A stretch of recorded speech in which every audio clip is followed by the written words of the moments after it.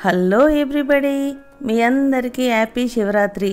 శివరాత్రి రోజు ఫాస్టింగ్ ఉంటాం కదా, అసలు ఏమి తినకుండా కందగడ్డ, ఫ్రూట్స్, పాలు ఇంతే తింటుంటాము. ఇవి టేస్టీగా హెల్తీగా ఎలా చేసుకుందామో చూద్దాం. ఫస్ట్ కందగడ్డ ఉడకబెడదాం. కందగడ్డ ఉడకబెట్టడం చాలా మటుకు తెలిసే ఉంటుంది, కానీ మళ్ళీ ఒకసారి చెప్తున్నాను, అసలు వాటర్ పోసి ఉడకబెట్టద్దు. ఎప్పుడైనా కానీ ఆవిరికే ఉడకబెట్టాలి. మనం ఇడ్లీ చేసుకుంటాం కదా, అలాగే ఇట్లా ఇడ్లీ స్టాండ్లో అయినా ఇట్లా జాలీలో దానిలో అయినా వేసి ఆవిరికే ఉడకబెట్టాలి. ఇది ఉడకడానికి పెట్టేసి ఈలోపు పాలు తీసుకుందాం. 1/2 లీటర్ పాలు ఇవి. 1/2 లీటర్ పాలు మంచిగా మరగబెట్టి 1/4 లీటర్ కావాలి. ఎంత చిక్కగా మరగబెట్టుకుంటే అంత బాగుంటుంది. ఈ మరుగుతున్న పాలల్లో ఖర్జూరు తీసుకోవాలి. ఖర్జూరు నుండి గింజలు తీసేసి ఇలా మిక్సీ పట్టుకోవాలి. ఇలా చూడండి, ఇలా పేస్ట్ లాగా పట్టేసుకొని ఈ మరుగుతున్న పాలల్లో ఈ ఖర్జూర్ మిక్చర్ని వేసేసుకోవాలి. ఇవి చిక్కగా కావడానికి కస్టర్డ్ అట్లా ఏమీ వేయద్దు. శివరాత్రి రోజు మంచిగా ఏమీ వాడకుండా, షుగర్స్ ఏం వాడకుండా చేసుకుందాం. ఇట్లా స్పూన్తో కలపాలి. కొంచెం గట్టిగా ఇట్లా ఉంటుంది కదా ఖర్జూరు, ఇది మంచిగా మెల్ట్ అయ్యేదాకా ఇట్లా కలుపుకుంటూ మంచిగా మరగబెట్టుకోవాలి. ఈ మరిగి పాలు చిక్కగా కావాలి, అప్పుడే టేస్ట్గా చాలా బాగుంటుంది. ఇక్కడ పొంగు వస్తుంటుంది కదా, ఇప్పుడు కొంచెం ఇలాచీ పొడి వేసుకోవాలి.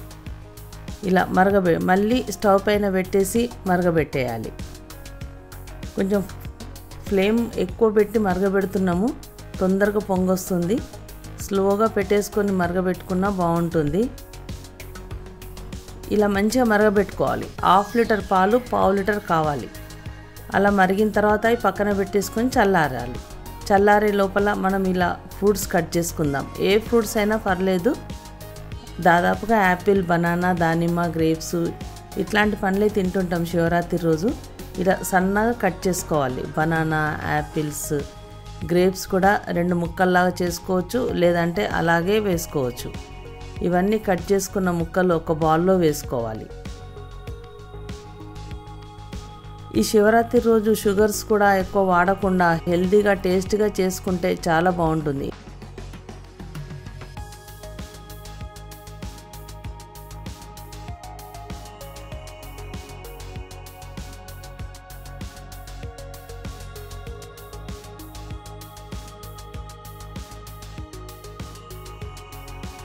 మరిగి చల్లార్చిన పాలను ఇందులో పోసేసుకొని కలుపుకొని పైనుండి కొన్ని దానిమ్మ గింజలు వేసుకోవడం.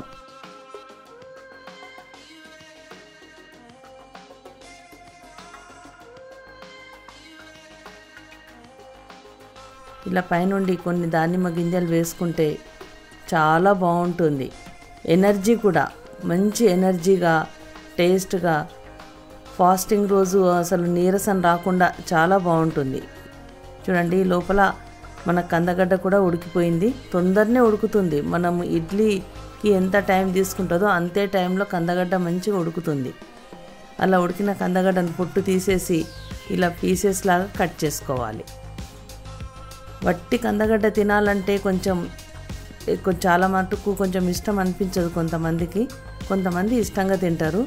ఎంత ఇష్టపడని వాళ్ళు కూడా ఇలా కందగడ్డను కట్ చేసుకొని మధ్యలో ఖర్జూరుని తీసుకోవాలి. ఖర్జూరు గింజలు తీసేసి ఇలా కొంచెం సాఫ్ట్గా అనేసి మధ్యలో పెట్టేసుకోవాలి. మధ్యలో పెట్టేసి పైనుండి ఇంకొక కందగడ్డ ముక్క ఇలా జాయింట్ చేయాలి. చూడ్డానికి కూడా బాగుంటుంది. మనము ఎవరమైనా ఇష్టంగా తినేస్తుంటారు. ఇలా ఖర్జూరు మధ్యలో పెట్టేసి అన్నీ ఇలా చేసుకొని పెట్టుకోవాలి. ఈ కందగడ్డలో ఫుల్ ఫైబర్, చాలా బాగుంటుంది. షుగర్ పేషెంట్స్ కూడా చాలా హ్యాపీగా తినేసేయచ్చు. ఈ ఖర్జూరు పెట్టుకొని తింటే చాలా బాగుంటుంది. ఈ శివరాత్రి రోజు పాలతోని ఇలా చేసుకొని ఫ్రూట్స్ వేసుకొని తినేసేయచ్చు. కందగడ్డకు మధ్యలో ఖర్జూరు పెట్టుకొని తింటే చాలా అంటే చాలా బాగుంటుంది. నీరసం రాకుండా ఎనర్జీగా ఉంటుంది.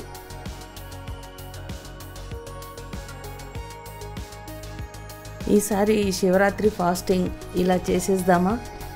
ఈ వీడియో నచ్చిందా? నచ్చితే లైక్ చేయండి, షేర్ చేయండి, సబ్స్క్రైబ్ చేయడం మాత్రం మర్చిపోకండి. Thank you.